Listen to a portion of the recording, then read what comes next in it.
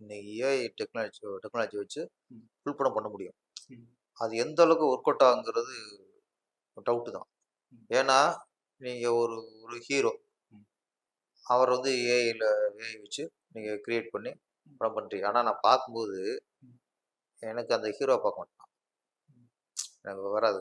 ஓ! எனக்கு வந்து நம்மள ஏமாத்துறவங்க பார்ப்பேன் நான். இது ம். ஏஐல பண்ணியிருக்காங்க ம். அப்படின்னு பார்ப்பேன். இப்போ ஒண்ணும் இல்ல. ஒரு முன்ன படத்துல வரும் சில படங்கள்ல. Okay sir. எம்ஜிஆர் 2 எம்ஜிஆர் இருப்பாங்க. ம். எம்ஜிஆர் இருப்பாங்க. 2 சண்டை விடுவாங்க.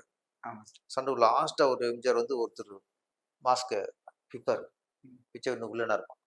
வேற ஒருத்தர். வில்லன் வந்து ஆமா. எம்ஜிஆர் மாஸ்க் போட்டு அப்பலாம் படம் வந்து ஆசை முகம்லாம் அப்படி இருக்கும். ஆமா சார். ம்.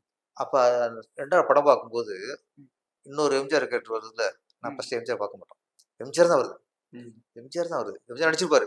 ம். கடைசியா தேவைப்படும்போது, ம். வில்லன் வந்து எம்ஜிஆர் மாஸ்க்க போட்டு ஏமாத்திருக்கான்ட்டு பிக்கும்போது எம்ஜிஆர் மாஸ்க் பிச்சுட்டு இன்னொருத்தன் இருப்பான். ம். கரெக்ட் தானே?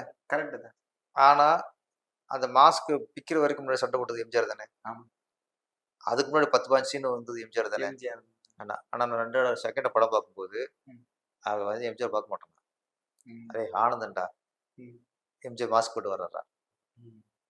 அப்ப அப்ப ஹீரோவா நான் ட்ராவல் முடியாது. அப்ப அடுத்த வருஷன் படம்.